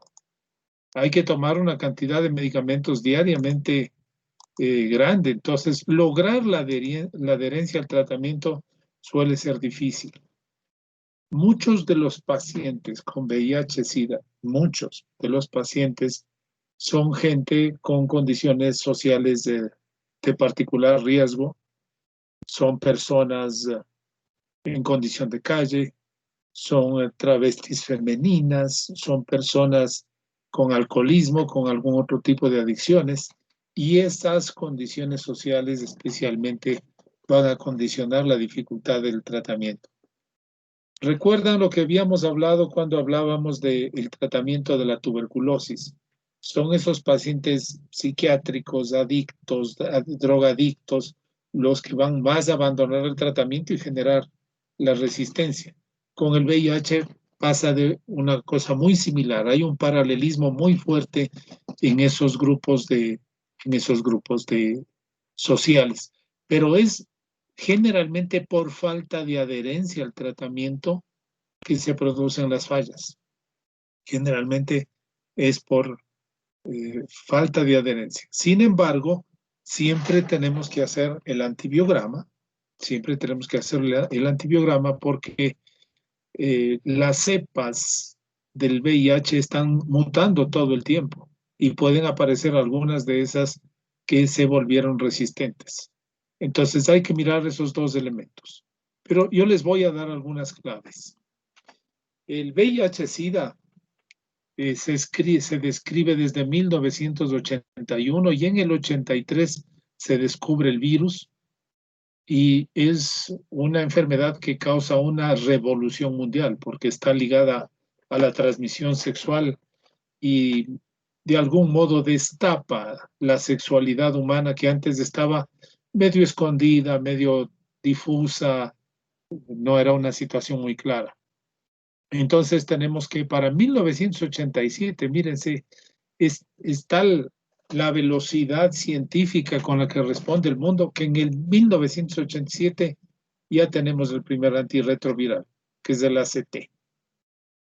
En el 88 al 95 ocurre un brote de enfermedad de VIH-Sida en personas del arte, aficionados, grandes deportistas, políticos del más alto nivel. Y resulta que eran gays o eran hombres que tenían sexo con hombres. Y muchos de estos en esa fase que no hay tratamiento, que el tratamiento es insuficiente, mucha de esta gente muere por VIH-Sida y se da una movilidad mundial al mismo tiempo que un destape ético, sexual, moral, una revolución en el mundo que movilizan voluntades y miles y millones de dólares. Para el año 96 ya tenemos estudios de carga viral.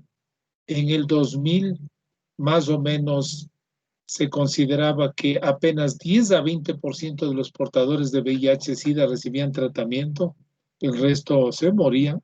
En 2006 habían 30 millones de personas y a partir de eso se han ido mejorando los tratamientos, han ido mejorando los diagnósticos y la enfermedad se convirtió en una enfermedad transmisible, crónica y no mortal. Eso ha cambiado el perfil de enfermedades transmisibles. Ustedes vieron, conversamos la clase anterior, que en el mundo en los últimos años ha aumentado de forma muy intensa la transmisión de enfermedades de ITS, inclusive el VIH, por este hecho. La gente le perdió el miedo al VIH-Sida, dejó de protegerse y se transformó en otra enfermedad que no genera ya esas conductas de precaución indispensables. Habrán practicado ya una semana el mantra que les transmití la semana pasada y saben que ese es el punto clave y fundamental para enfrentar esto. Estos son los pacientes de más riesgo. Los compañeros presentaron bien y nos dijeron que eran las personas que tenían mayor posibilidad de contacto con fluidos sexuales, que no usaban condón. Entonces aquí son grupos más específicos quienes tienen mayor riesgo.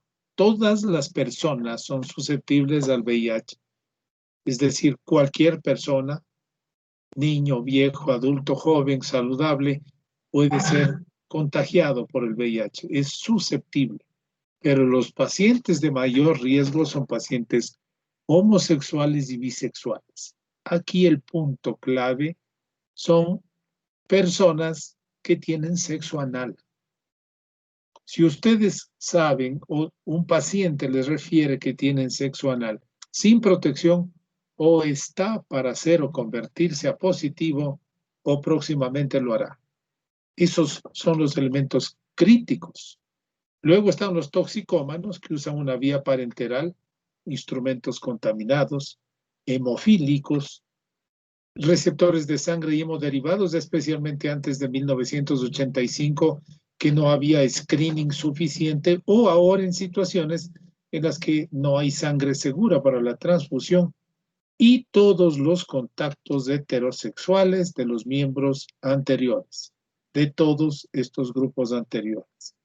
Las parejas heterosexuales, porque la mayoría de estos practican con unos y con otras. Y los pacientes pediátricos que hacen transmisión vertical. Algunas características, este es un virus totalmente distinto a los que conocemos. Es un virus totalmente diferente. La mayor parte de virus se replican por división binaria, pero este es un virus lentivirus, retrovirus, transcriptasa inversa, que va a utilizar su propio material genético, va a parasitar el DNA del huésped, usa la transcriptasa inversa para convertirse en un virus que es capaz de replicarse. Es diferente a los otros. Sin embargo, es débil y muere fácilmente fuera del cuerpo en unos pocos segundos. Es sensible al calor, se destruye a 56 grados en 30 minutos, se destruye con desinfectantes comunes, se reproduce rápidamente y tiene una gran capacidad de mutación. Ya tiene una diversidad de poblaciones inmensas y muta muy rápidamente. Una partícula viral sigue este proceso. Este es un RNA. Perdón. Este va a buscar un punto de contacto y de fusión con un linfocito, los linfocitos T que hemos hablado, los CD4. Aquí hace una transcripción, pasa el material genético, entra al linfocito, se integra y el ARN del virus más el DNA del huésped se funden a través de la transcriptasa inversa y se produce el ensamblaje. Se han ensamblado estas dos partículas y empiezan a producir la gemación. Empiezan a producir nuevas partículas virales que van a romper al CD4 y van a salir abajo. Los medicamentos, varios de los medicamentos que ustedes ya explicaron, van a actuar sobre distintas fases del circuito de transmisión. Sobre el virus libre, algunos van a matarle al virus libre, otros van a inhibir la transcriptasa inversa o la integración al DNA, van a intervenir sobre el ensamblaje, sobre los receptores. Y el hecho que usemos varios medicamentos para tratar el VIH-Sida tienen que ver con la necesidad de bloquear al virus en las distintas fases, en los distintos momentos de su fisiopatología. Por eso usamos distintos medicamentos. Entonces, en la clasificación de los medicamentos, ustedes van a ver, es un viricida, inhibe la transcriptasa inversa. Los distintos grupos están en relación sobre qué área de esta parte de la fisiopatología van a actuar.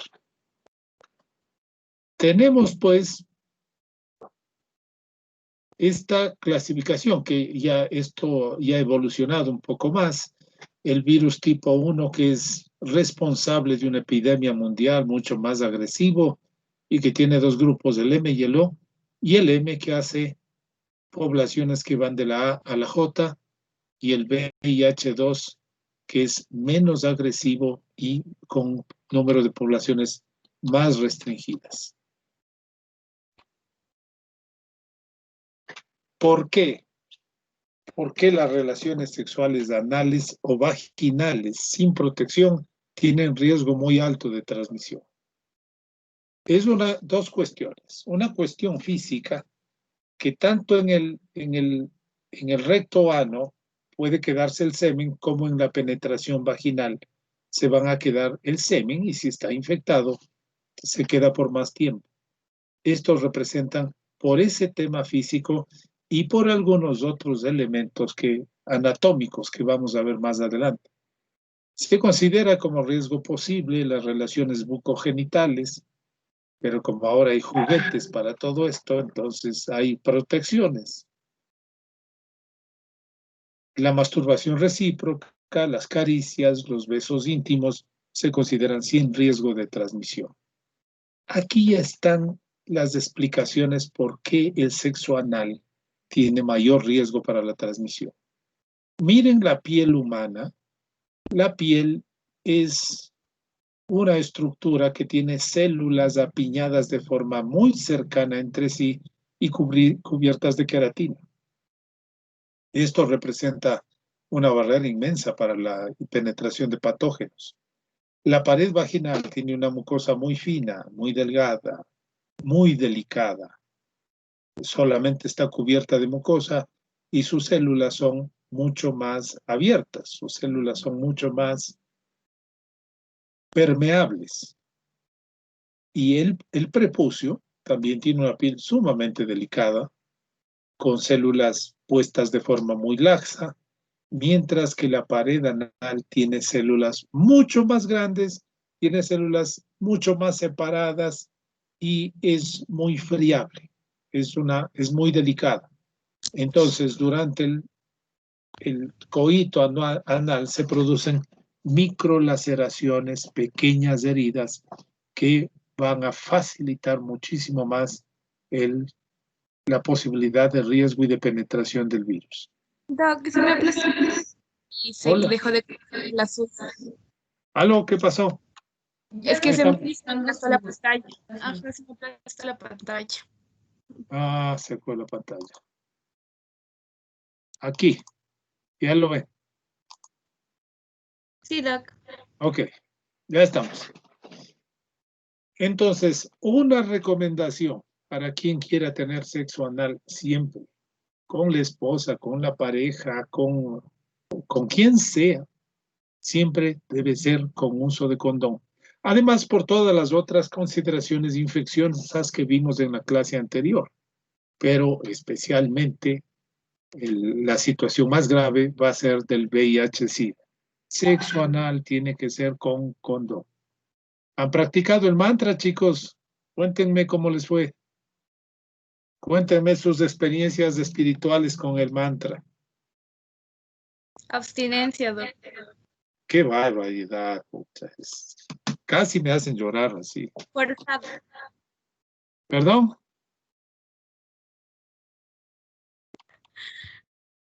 Perdón, no le escuché, se interrumpió. Forzada, Doc. Ah, es forzada. Sí, pues bueno. No queda más que los sexual toys en estos tiempos, ¿no? Y porque imagínense, el COVID puede ser, obviamente, una enfermedad de transmisión sexual. Pues, puede ser, desde luego. ¿Cómo mantiene 2 metros de distanciamiento social si quiere intimidad? Muy complicado, muy complicado. Entonces, puede convertirse en una enfermedad de transmisión sexual también. Desde luego, le respiran muy cerca. La transmisión vertical tiene especialmente que ser considerada, por lo que las mujeres embarazadas deben ser todas tamizadas para VIH durante su embarazo, para que lleguen al parto y decidir si se hace un parto vaginal o se hace una cesárea.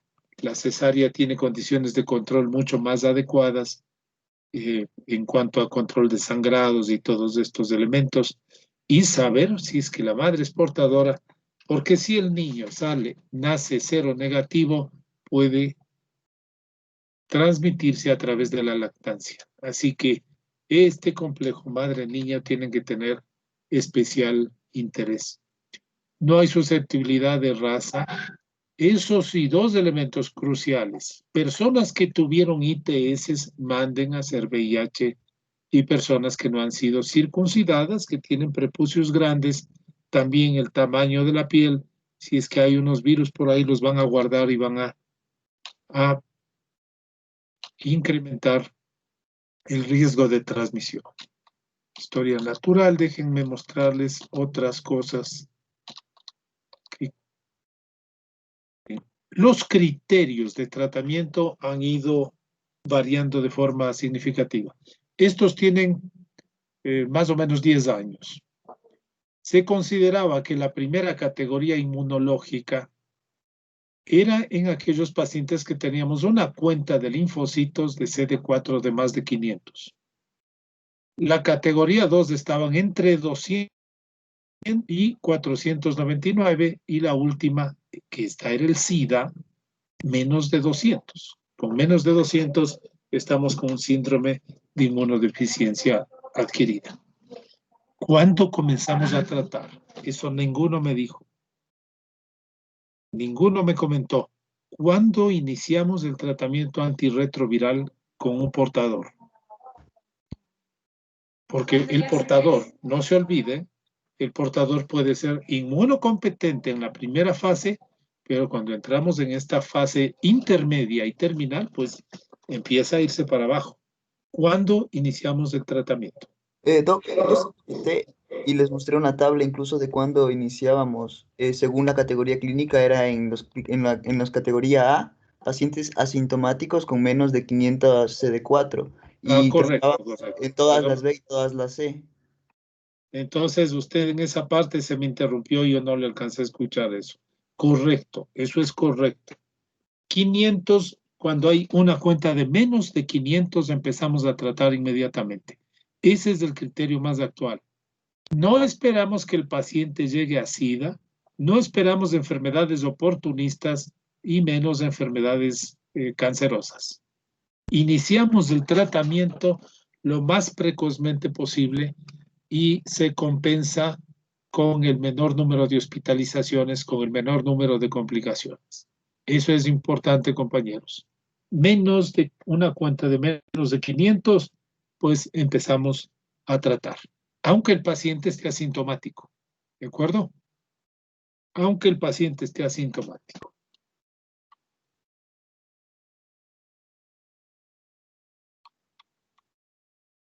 Algunos otros aspectos importantes. Va a haber una variación, como ustedes vieron, el tratamiento es complicado. Obviamente yo no voy a pedir que se aprendan de memoria los tratamientos, pero que sí tengan claro cuál es el criterio de tratamiento, cuáles son los medicamentos de primera línea. Eso es importante tenerlos. Me dan un minuto.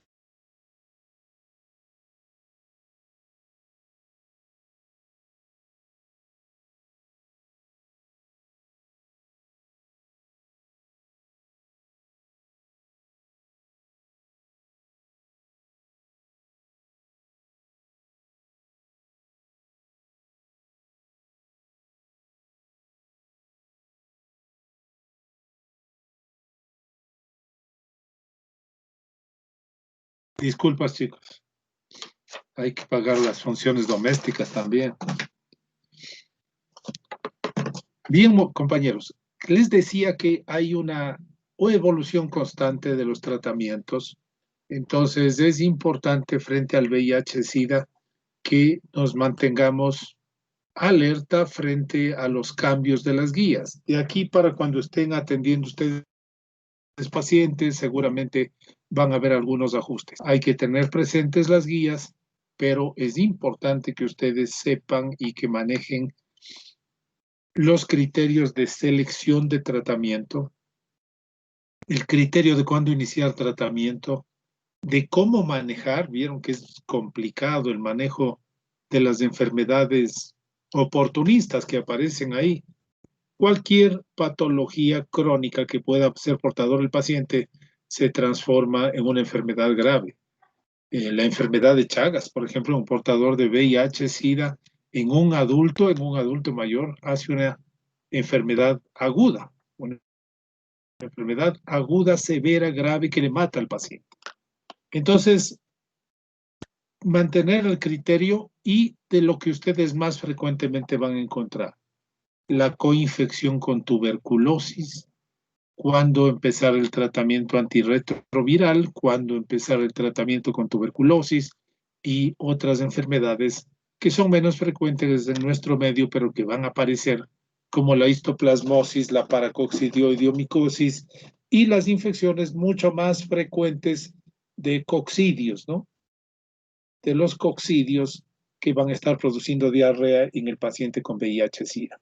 Entonces, atención para ver el ajuste de las guías, y eso sí se necesita que usted tenga el criterio fundamental para el manejo de estos pacientes. ¿Cuál es el rol fundamental, compañeros? ¿Cuál es el rol fundamental de ustedes como médicos en esta fase? La prevención primaria. El esfuerzo mayor que debemos hacer es evitar que las personas se infecten con VIH. Y para eso tenemos que practicar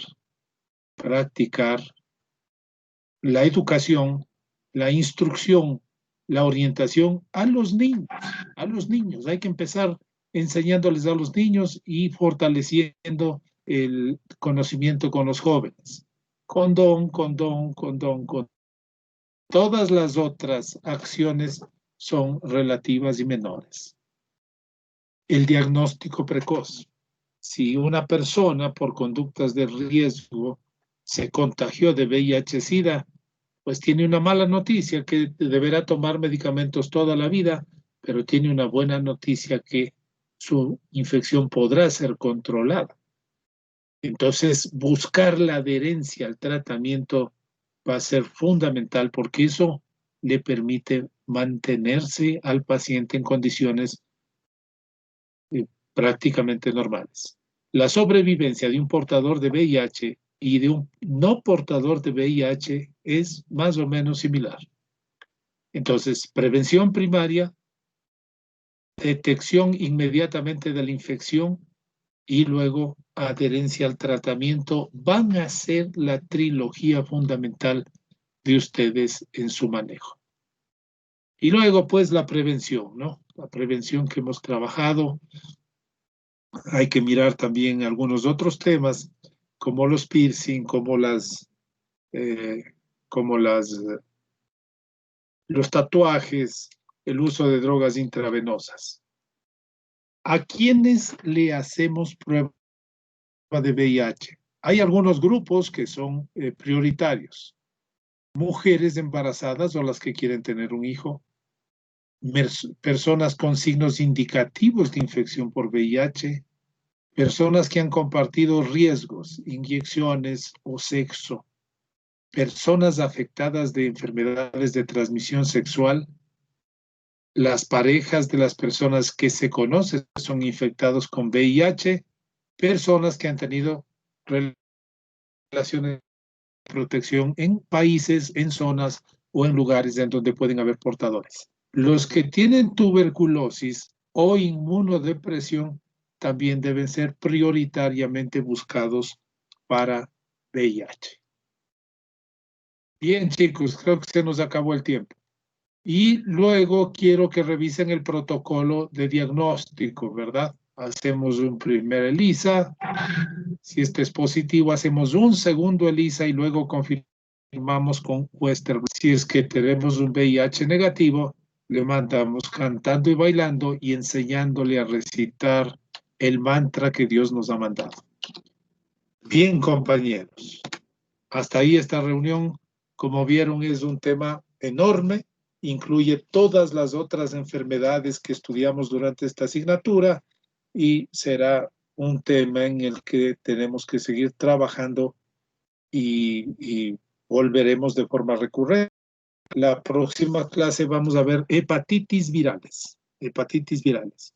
A, B, C, D, E, F, G. Les vamos a dar especial prioridad a la A, B y C. y las otras las conoceremos. Bien, compañeros. Gracias, Doc. ¿Qué les ha parecido? ¿Han aprovechado esta tarde? Está bien interesante, Doc. Qué bueno. Si los compañeros han hecho un esfuerzo, solo recomendarles que pongan las citas en los slides antes de que me mande la señora presidenta. La señorita presidenta. Ya, Doc. Ok. ¿Listo? ¿Alguna pregunta, algún comentario? ¿O ya se van a clases? Sí, Doc. Bueno, que les vaya bien. Buenas tardes, entonces. Gracias igualmente, Doc. Hasta luego. Muchas gracias, Doc. Buena tarde.